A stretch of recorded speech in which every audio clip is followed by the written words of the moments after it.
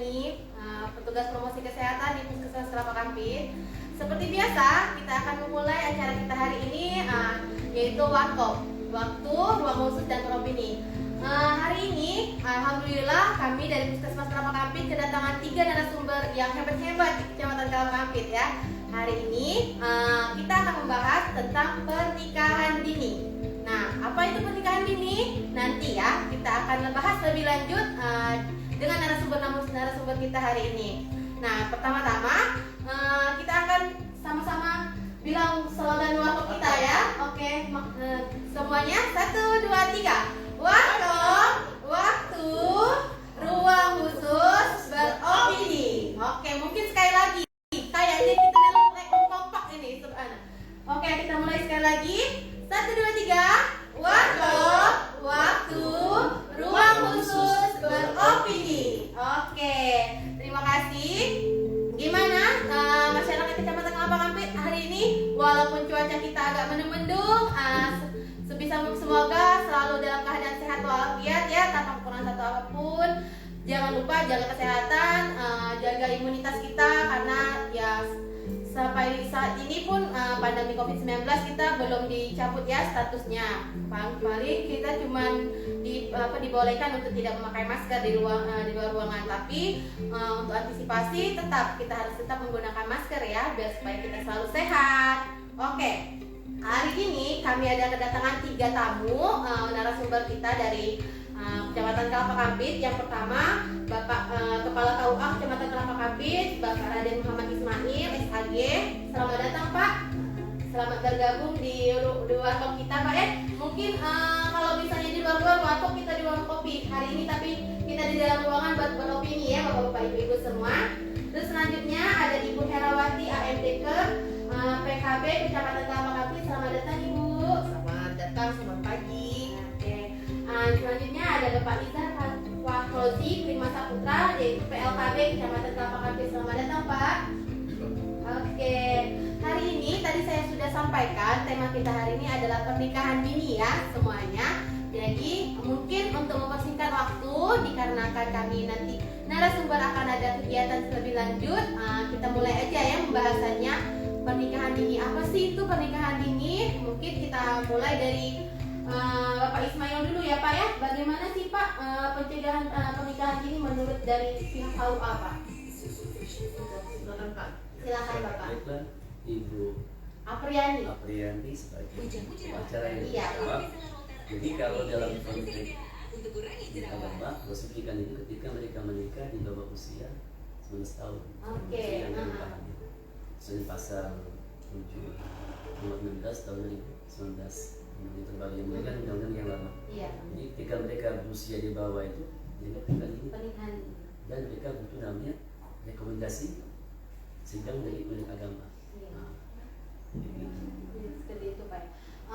Untuk sementara waktu Pak di awal tahun ini apakah sudah banyak Pak yang melakukan sidang agama Pak di Kecamatan Kelapa Kampit Pak? alhamdulillah sudah ada Bu. Sudah ada Ada, ya. ada Iya. 2 pasang setelah kemarin 2 pasang dan mereka itu baru tamat sekolah 1 tahun.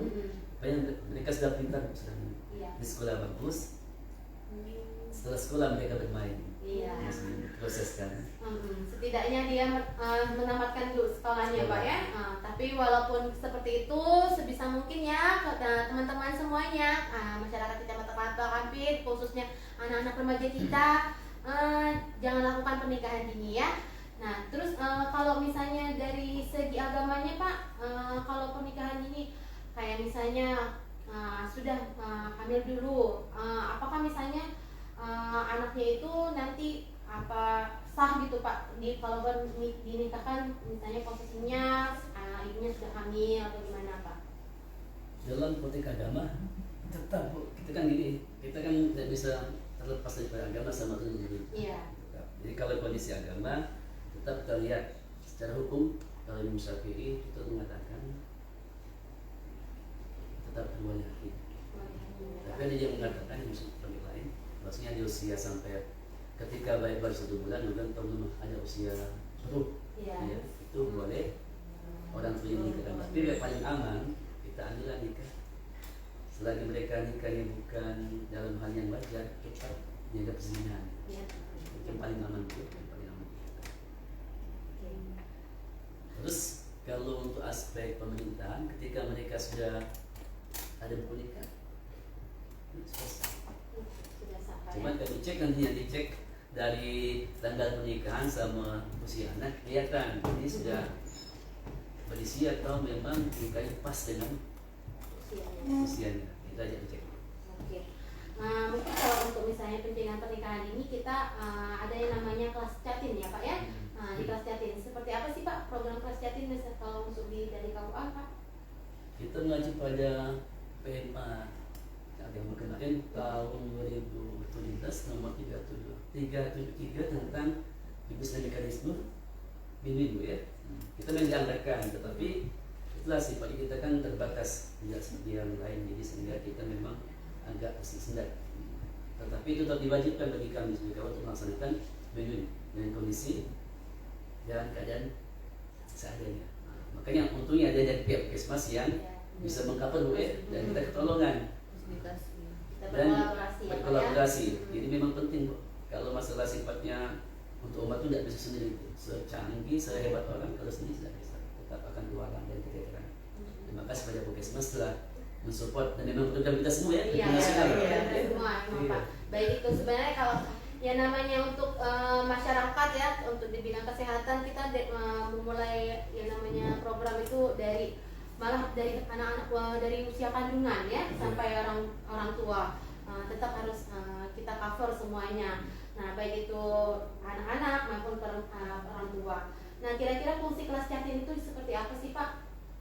Kalau kita lihat dalam pemahaman catin bimbing itu memang tujuan untuk membimbing, mengarahkan mereka agar memiliki landasan yang benar ketika mereka menikah dan akan menghasilkan keluarga yang sakinah sehingga akan tercipta generasi yang tangguh dan kuat. Itu intinya. Ya, jadi sebisa nanti kalau misalnya bagi pasangan-pasangan yang mau menikah, kita akan bertemu nanti ya di kelas catin sebelum kurang lebih 1 bulan Pak ya, 1 bulan paling maksimal itu 1 bulan sebelum pernikahan nanti akan ada kelas catin setiap bulannya, baik itu nanti akan diadakan oleh KUA ataupun nanti dari Puskesmas Kelapa Kampit. Jadi di kelas catin itu nanti catin-catin akan mendapatkan materi-materi tentang kesehatan, materi-materi tentang agama, jadi bisa bisa memperdalam lagi ilmu-ilmunya untuk menuju keluarga yang sakinah mawaddah warahmah. Amin. Mungkin kalau misalnya ada yang mau ditanyakan oleh teman-teman semua masyarakat Kecamatan Kelapa Kampit bisa di chat di kolom komentar ya. Nanti akan kita jawab insya Allah oleh narasumbernya. Oke, kita lanjut ya. Kita ke PLKB sama PKB kita Kecamatan Kelapa Kampit. Mungkin ke Ibu Nova atau ke Bapak Cecem aja Pak ya panggilannya. Iya, ke Ibu Nova atau Pak Cecem. Bagaimana sih merencanakan kesehatan reproduksi untuk pernikahan usia ideal itu?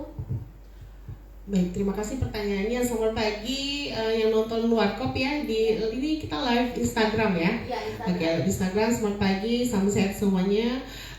Untuk meningkatkan reproduksi ya. Ya. Biasanya itu kalau di program BKKBN, kalau tadi dari Pak Ismail berbicaranya itu melalui program dari KUA ya Pak ya. Nah, kita di BKKBN juga kita punya program untuk meningkatkan reproduksi kepada catin nih Pak. Jadi itu sama halnya namanya pendewasaan usia perkawinan atau PUP.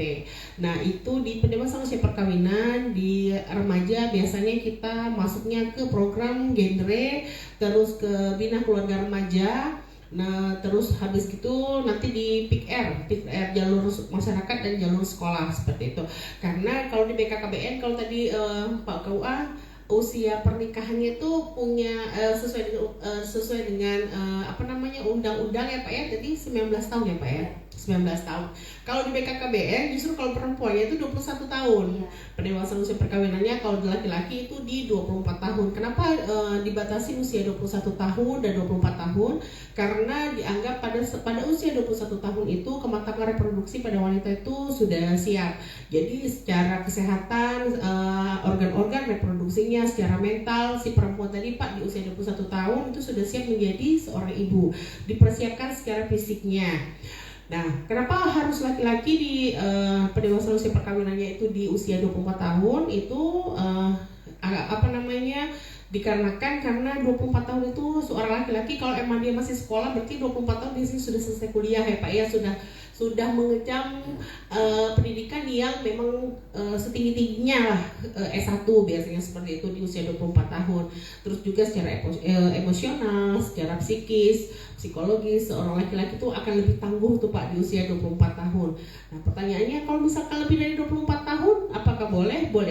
Boleh saja. Terus kalau misalkan laki-lakinya kurang dari 24 tahun, yang penting kita mengedukasi ya Pak ya. Makanya ini fungsi kelas chatting berkolaborasi karena memang kita sasarannya sama. Di BKKBN juga sasarannya remaja, dari Pak KUA juga sasarannya adalah calon pengantin. Kalau kita namanya PKPR ya Bu ya, kalau di puskesmas itu PKPR. Jadi tidak ada salahnya nih Pak, kita apresiasi sekali ke kawan-kawan puskesmas Kelapa Kampit selalu menjalin hubungan yang harmonis, terus juga maksudnya berrealisasi yang sangat-sangat baik di Kecamatan Kelapa Kampit. Akhirnya kita program-program yang ada di untuk pendewasaan usia perkawinan ini agak sedikit ngerem ya dibandingkan kecamatan lain, walaupun tadi kita sudah dibuka sama Pak Ismail sudah ada katanya, karena sekarang ini baru sampai bulan Februari 2023 sudah dua ya Pak ya. Ini PR nih Pak, PR kita bersama, bukan cuma PR Bapak tapi PR kita bersama seperti itu. Semoga sampai akhir tahun nanti cukup 2 pasangan. Amin, jangan ini, amin ya. Lagi ya, oke. Mungkin untuk menekan angka pernikahan dini dari BKKBN tadi sudah ada program genre ya, katanya tadi sudah disinggung oleh Ibu Nova. Seperti apa sih sebenarnya program genre itu? Sebenarnya kalau untuk program genre di Kecamatan Kelapa Kampit kita sudah berjalan selama 3 tahun. Tapi kalau di sekolah kita sudah mulai dari tahun 2008 kita sudah mendirikan PIK sekolah, pusat informasi konsep remaja. Iya. Jadi kita mulainya dari sekolah, baru kita bentuk di masyarakat. Gitu. Oh, dari sekolah-sekolah dulu baru nanti mengakomodir ke masyarakat. Iya. Ada sih nggak sih batasan umur kalau misalnya untuk kita kegiatan genre itu? Mau ikut genre ya. Kalau BKKBN secara program itu remaja yang dikategorikan remaja itu adalah usia dari 9 tahun sampai 24 tahun yang belum menikah. Belum menikah ya? Yang belum menikah. Jadi itu boleh ya. Cuma ikut genre. Terus juga memang sebenarnya sekarang kita lagi membuat strategi bagaimana yaitu genre ajak-ajak. Jadi kita mengedukasi nih Pak 10 orang remaja gimana caranya bulan depan itu mereka yang 10 tadi mengajak 10 lagi temannya, 1 orang 1 teman. Jadi itu genre ajak-ajak sehingga nanti remaja yang ada di Kelapa Kampit ini khususnya itu terpapar virus-virus genre sama virus-virus pendewasaan usia perkawinan. Nah, jadi nanti kita juga sering pernah turun satu sekolah ya Pak ya waktu itu ya di SMP 2 ya. Jadi jadwalnya bareng dengan Pak Ismail, kolaborasi yang sangat baik. Kalau genre yang kemarin terakhir kita mengadakan workshop ya bareng Sijares. Nah, tadi sudah disinggung juga oleh Ibu Nova Sijares ya. Nah, jadi sebenarnya kita di Kecamatan Kelapa Kampit itu sebenarnya sudah banyak ya namanya wadah-wadah untuk remaja-remaja kita ya sebenarnya untuk mereka melakukan hal-hal yang positif. Nah, jadi ayo semuanya remaja-remaja Kecamatan Kelapa Kampit lakukan hal yang positif. Kita sudah ada wadah-wadahnya. Dari BKKBN sudah ada wadahnya, terus juga dari Puskesmas Kelapa Kampit juga ada yang namanya Sijares. Tadi sudah disebutkan genre dari PIK-R juga ada juga kan. Terus dari segi orang tuanya juga ada wadahnya ya. Bina Keluarga Remaja, BKR. Itu seperti apa sih sebenarnya Bina Keluarga Remaja itu? Bina Keluarga Remaja itu adalah yang difasilitasi desa, Pak. Nah, setiap desa memang ada yang punya BKR, ada yang tidak, ada yang punya BKR tetapi tidak jalan. Nah, itu masing-masing support karena memang support dari desa masing-masing, Pak. Kita apresiasi sekali desa-desa yang ada di Kelapa Kampit ini. Kami dari PKB PLKB itu kami membentuk BKR itu di satu desa tuh satu BKR minimal satu desa.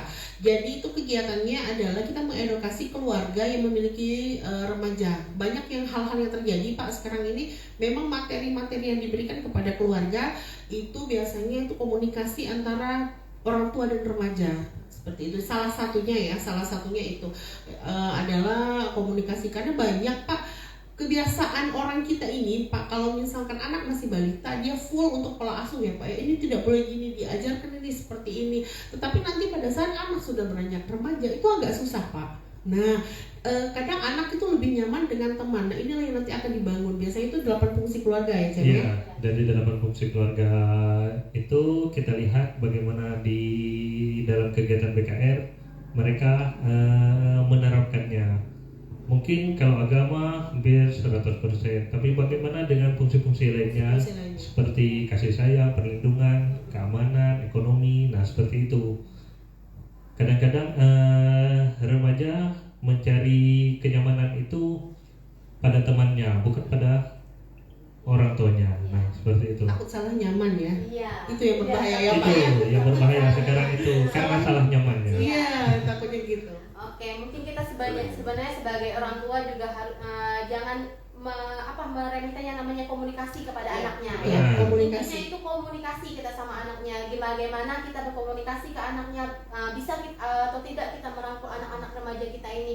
Terkadang ya mungkin anak kadang kalau misalnya dia sudah tidak terlalu yang namanya banyak bercerita atau gimana, jangan dibiarkan anak-anak itu yang mungkin kalau misalnya anak kita tertutup, anak kita misalnya tidak sering berbicara, padahal kalau misalnya di sekolah mereka tuh aktif yang namanya berbicara ataupun misalnya bersenda gurau sama teman-temannya. Nah jadi ayo orang-orang tua kita sama-sama ya komunikasikan ke anak-anak kita, cari tahu gimana anak-anak kita. Terkadang ya Bu ya, kita tuh nggak tahu yang namanya anak kita tuh seperti apa. Ya minimal kita biasanya nggak tahu siapa temennya Pak. Iya. Itu sangat. Padahal ini remaja ya, ini terjadi beberapa kasus gitu yang ada di sekeliling kita. Biasanya apalagi dengan orang tua yang basicnya bekerja. Jadi yang namanya rumah itu kadang Pak jadi kayak tempat singgah gitu pada saat datang ke rumah itu pola table meja makan ya. Kalau dulu namanya komunikasi meja makan itu sangat-sangat efektif Pak. Justru sekarang ini kita digerakkan untuk sama-sama mengaktifkan kembali di dalam keluarga, yaitu komunikasi di meja makan. Karena terkadang kalau misalnya sudah sampai di rumah, anak makannya di kamar, terus ada yang satu depan TV, ada yang apalagi gadget ya sekarang ini, anak justru kalau makan harus nonton gadget. Oke, ya jadi ayo orang tua kita lebih banyak yang namanya belajar di bagaimana kita memperdalam yang namanya kayak sifat atau perilaku anak kita ya, lebih perdalam lagi kayak gitu. Oh ada pertanyaan ya, mungkin daripada pertanyaan sebentar ya, saya coba buka. Ada pertanyaan dari Bapak Ibu semua. Oh ada pertanyaan. Assalamualaikum Kak, mau nanya apa sih bahayanya hamil di usia terlalu muda, dan bagaimana cara administrasi pengurusan misalnya menikah di bawah usia yang seharusnya. Terima kasih katanya. Mungkin dari Bu Nova dulu ya, apa bahayanya sebenarnya hamil di usia terlalu muda? Seperti tadi yang kita bahas bahwa perempuan itu di 21 tahun itu sudah kematangan reproduksinya sudah maksimal. Terus pertanyaannya kenapa kalau misalnya bahayanya di bawah 21 tahun itu biasanya akan terjadi perdarahan hebat. Terus juga secara emosional karena memang proses hamil itu kan kalau bahasa remajanya mudinya itu kadang-kadang berubah-berubah. Nah itu maksudnya faktor emosionalnya. Terus juga nanti mengakibatkan kematian. Akan ada penyakit tentunya di organ reproduksi karena memang belum matang. Ibaratnya buah yang masih mentah dipaksa untuk matang. Iya, gimana sih gitu ya. Nah seperti itu. Jadi bahayanya itu. Terus juga setelah kalaupun dia melahirkan, terus dia sudah memiliki anak, tentunya dia pola asuh anaknya tadi akan berbeda. Seperti itu. Nanti pasti kebanyakan anaknya ke nenek gitu ya, atau ke orang lain. Itu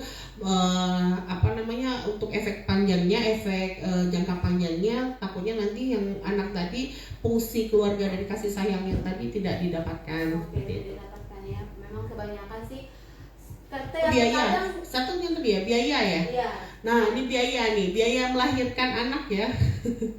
Itu biasanya kalau era BPJS di puskesmas ya, biasanya kan itu diurus ibunya tetap bisa ya, anaknya ya. Anaknya biasanya yang ini. Anaknya yang harus berbayar ya gitu ya. Iya, biasanya kayak gitu.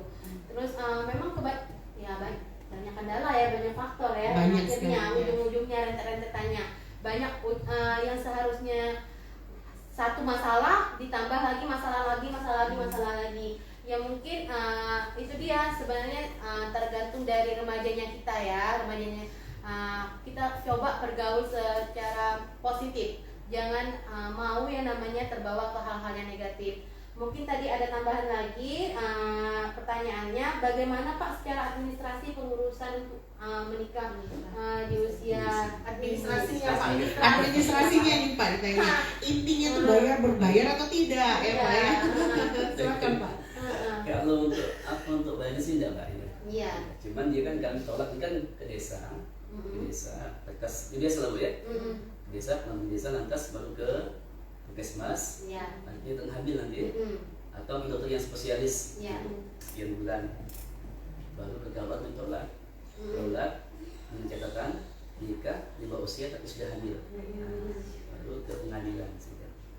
Terus tadi kita tambahkan masalah efek negatif, Iya. masalah kesehatan oke, benar Iya. ya. Dan Dari efek segi yang agamanya, sosial Pak. keagamaan, dan sosial keagamaan sangat rawan kok. Ketika dia hamil duluan, nanti dia nggak ada yang gawain, dipamerkan, perut sudah nggak mendingan Iya. dia. Terus orang nengok, oh biasa aja, itu menjangkit virus. Itu fakta nyata, dan terjadi memang. Sini nanti lintas sedikit terjadi. Islam memang kalau Jadinya Islam- penyakit sosial Pak ya. Sosial. Jadi dianggap penyakit suatu hal sosial. yang wajar. Iya. Nah, Islam telah memberikan satu warning ketika dia sudah hamil duluan, diungsikan Iya. di kampung sampai dia hamil. Tujuannya bagus bu, meredam. Yang sampai yang lain itu tahu, jadi hal yang biasa nih, jadi jangan panik. Iya. Terus kalau kemisal sebenarnya kan dirajam bu ya, dirajam untuk dia sampai mereka obat dan efek jerak. Iya, untuk efek jerahnya ya. Tapi sekali lagi, jadi kalau sudah hamil jangan dia nggak kayak gitu dia belajar takutnya. Iya, Ya. takutnya nanti akan jadi pembicaraan dari masyarakat ramai ya, yang sekiranya mungkin dari sebenarnya keluarganya itu dipandang oleh orang dalam tanda kutip baik kayak gitu, tapi ditakutkan ada permasalahan seperti itu nanti akan disebutkan gimana nanti dalam tanda kutip negatif. Hidup